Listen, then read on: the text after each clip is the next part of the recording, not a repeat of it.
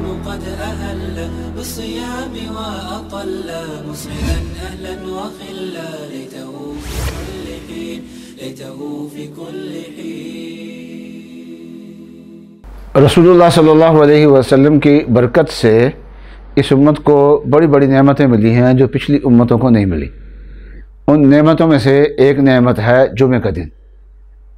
اللہ تعالیٰ نے یہودیوں کو ہفتے کا دن دیا، عیسائیوں کو اتوار کا دن دیا، لیکن یہ جمعہ کا دن اللہ تعالیٰ نے پچھلی امتوں سے چھپا کے رکھا اور رسول اللہ صلی اللہ علیہ وسلم کی برکت سے ہمیں عطا فرمایا ہے۔ اور ویسے تو ہر جمعہ کا اہتمام کرنا چاہیے، لیکن رمضان المبارک میں نیکیوں کا اجر چونکہ بڑھ جاتا ہے، اس لیے جمعہ کے اعمال کا خصوصیت سے اگر رمضان میں اہتمام کرے تو اس کا اجر عام جمعوں کی بنسبت زیادہ ہوگا۔ نبی اقدس صلی اللہ علیہ وسلم کی امتی ہونے کا تقاضا یہ ہے کہ ہم جمعہ کا اہتمام زیادہ کریں، اور جمعہ کے اہتمام میں سب سے بڑی چیز جو ہے وہ ہے جمعہ کی نماز کے لیے جلدی پہنچنا۔ جمعہ کی دو اذانیں ہوتی ہیں، ایک خطبے سے پہلے ہوتی ہے اور ایک اس سے بھی پہلے ہوتی ہے، اذان اول جس کو ہم کہہ دیتے ہیں۔ حضرت عثمان رضی اللہ تعالیٰ عنہ کے زمانے تک یہ اذان اول نہیں تھی، اور یہ اذان اول شروع ہوئی حضرت عثمان رضی اللہ تعالیٰ عنہ کے دور سے، اور فقہاء نے فرمایا ہے کہ اس کی وجہ یہ ہے کہ اذان اول جس مقصد کے لیے ہوتی ہے رسول اللہ صلی اللہ علیہ وسلم کے زمانے میں اور حضرات شیخین کے زمانے میں اور حضرت عثمان کے ابتدائی دور میں اس کی بالکل ضرورت ہی نہیں تھی۔ یہ اذان اول ہوتی ہے جمعہ کے وقت کی اطلاع دینے کے لیے، جیسے نماز کے وقت کی اطلاع دینے کے لیے اذان ہوتی ہے، یہ ویسی اذان ہے۔ لیکن صحابہ کرام وقت سے پہلے سب مسجد میں موجود ہوتے تھے، ایسا نہیں ہوتا تھا کہ وقت شروع ہو اور کوئی نہ موجود ہو، اس لیے اذان دینے کی ضرورت نہیں سمجھی جاتی تھی۔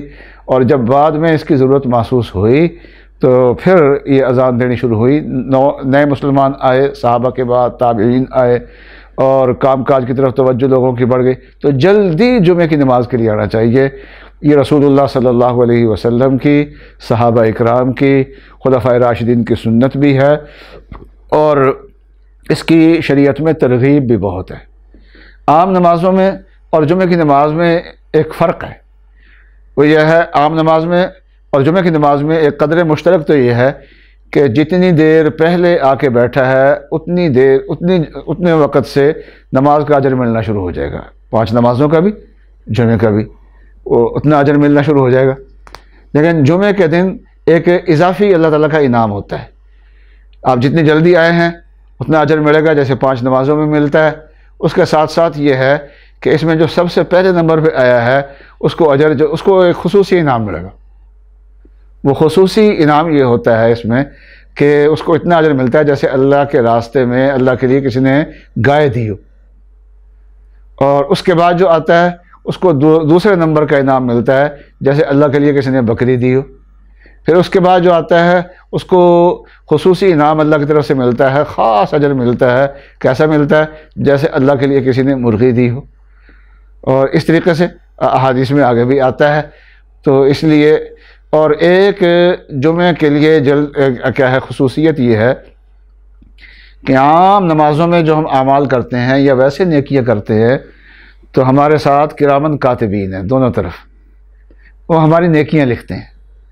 لیکن جمعہ کے دن اللہ تعالیٰ کے فرشتے مسجدوں کے دروازوں پہ آگے کھڑے ہوتے ہیں، اور وہ وہاں اس کو جو آنے والوں کے نام لکھتے ہیں، لسٹ بنتی ہے، جو جتنا جلدی آئے گا اس کا نام اوپر ہوگا، جتنا تاخیر سے آئے گا اس کا نام پیچھے ہوگا، اور لکھتے رہتے ہیں۔ اور جب خطیب خطبہ دینے کے لیے اٹھ کے کھڑا ہوتا ہے اپنی کرسی پہ اور ممبر پہ آ کے بیٹھتا ہے، اس وقت وہ اپنے لکھنے کا جو رجسٹر ہے وہ بند کر دیتے ہیں اور خطبہ سننا شروع کر دیتے ہیں۔ اس کے بعد جو آتا ہے اس کا جمعہ تو ہو جاتا ہے، لیکن وہ جو لسٹ ہوتی ہے خاص اللہ کی طرف سے آتی ہے اور فرشتے لے کے آتے ہیں رجسٹر اور واپس اللہ کے پاس لے کے چل جاتے ہیں، اس میں اس کا نام درج نہیں ہوتا۔ اور جمعہ کی نماز کے لیے جلدی آنے کے ساتھ ساتھ یہ ہے کہ غسل کرے۔ ویسے غسل کرنا شریعت میں پسندیدہ ہے، لیکن جمعہ کے دن غسل کے فضائل زیادہ ہیں۔ مسواک کرے، خوشبو لگائے، اور جو کپڑے ہیں ان کو پہنے۔ رسول اللہ صلی اللہ علیہ وسلم کے جبہ شریف ہوتا تھا، اور جو زینت کے لیے حضرت صلی اللہ علیہ وسلم پہنتے تھے تو جمعے کے دن پہنتے تھے، عیدین کے دن پہنتے تھے، اور جب کوئی باہر سے وفد آتا تھا اس وفد سے ملاقات کے موقع پہ حضرت صلی اللہ علیہ وسلم پہنا کرتے تھے۔ تو جمعے کا اہتمام حضرت صلی اللہ علیہ وسلم کا یہ تھا لباس میں، تو ہمیں بھی نبی اکرم صلی اللہ علیہ وسلم کی سنت میں جمعے کے دن کے لیے اچھا لباس رکھنا چاہیے اور لباس پہننا چاہیے ہمیں۔ اور حضرت صلی اللہ علیہ وسلم کی برکت سے جب ہمیں جمعے کی یہ دولت ملی ہے اور کسی امت کو نہیں ملی، تو پھر ہمیں کیا ہے نبی اکرم صلی اللہ علیہ وسلم کے اس احسان کو یاد رکھنا چاہیے۔ اور حضرت صلی اللہ علیہ وسلم کے لیے ہم کیا دعا کر سکتے ہیں؟ کچھ بھی نہیں کر سکتے، یہی ہے۔ اور اللہ تعالیٰ نے ہمیں ایک راستہ بتایا ہے اور عظیم راستہ ہے، وہ یہ ہے کہ درود شریف پڑھیں۔ اور پھر حضرت صلی اللہ علیہ وسلم نے خود بھی اس کی ترغیب دی ہے کہ جمعے کے دن مجھ پہ کثرت سے درود شریف پڑھا کرو، تو اس دن کثرت سے درود شریف پڑھنا چاہیے۔ اور اسی طریقے سے جمعے کے دن حضرت صلی اللہ علیہ وسلم نے جس چیز کی ترغیب دی ہے وہ سورہ کہف پڑھنے کی ترغیب دی ہے۔ سورہ کہف پڑھنے سے کیا ہے بیت اللہ کے ساتھ ایک نور کا رابطہ انسان کا ہو جاتا ہے ایک ہفتے کے لیے، اور پھر اگلے جمعے آگے دوبارہ پڑھتا ہے تو پھر اس کے قلب سے ایک نور کا رابطہ قائم ہو جاتا ہے، تو ایک نورانی انسان ہو جاتا ہے اس کے برکت سے۔ اور بھی اعمال ہیں وہ کرنے چاہیے، لیکن یہ ہے کہ درود شریف کا خصوصیت سے جمعے کا اور رمضان المبارک میں تو اس کا اجر بہت زیادہ بڑھ جاتا ہے، اس لیے۔ اور ہمیں اپنے بچوں میں اہتمام پیدا کرنا چاہیے، جمعرات سے ہی شوق پیدا کرنا چاہیے کہ ہاں بھائی کپڑے نکال کے رکھو اور خوشبو نکال کے رکھو، کل کو نہانا ہے، جمعہ پڑھنا ہے، جلدی جانا ہے۔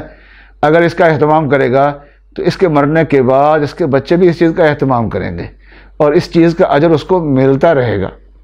اور جمعے کے دن کی عبادات میں سے ایک عبادت ہے عصر کی نماز کے بعد 80 بار درود شریف پڑھے۔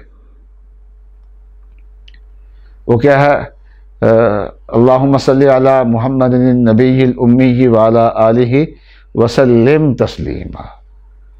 یہ بہت ساری روایات میں آتا ہے اور سند کے اعتبار سے بھی اس کی تحقیق کی ہے، اور کم از کم یہ حسن کے درجے کی یہ روایت ہے اور امت کا اس پہ عمل ہے۔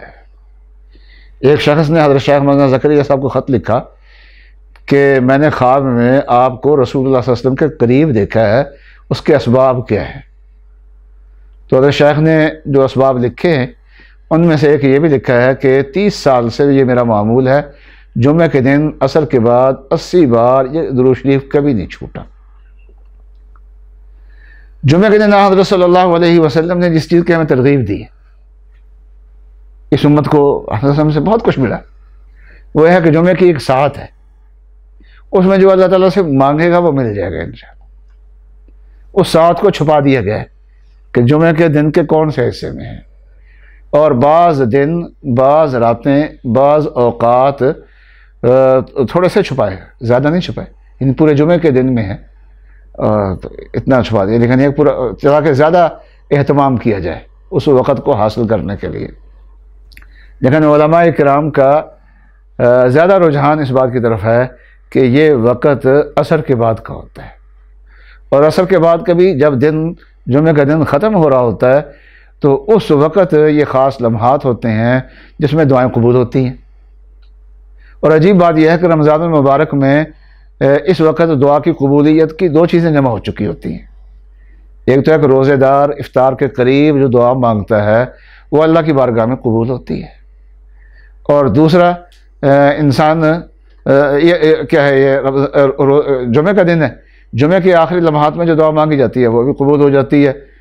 تو یہ 4 جمعے آئیں گے اس رمضان المبارک میں، تو 4 جمعوں میں اگر عصر کے بعد اور افطاری سے پہلے یکسو ہو کے دعائیں مانگنے کا اہتمام کر لیں تو ایک دعا بھی ہماری قبول ہو گئی تو ہماری زندگی بن جائے گی۔ اس لیے جمعہ کے دن جمعہ کی نماز کا خصوصیت سے اہتمام، جلدی پہنچنے کا اہتمام، سورہ کہف پڑھنے کا اہتمام، درود شریف پڑھنے کا اہتمام، عصر کے بعد کے درود شریف کا اہتمام، اور دن کے آخری لمحات میں 2 خوبیاں جمع ہو چکی ہیں۔ اس لیے دعا کا بہت زیادہ اہتمام کرے اور رجوع الی اللہ کا اہتمام کرے اس سلسلے میں۔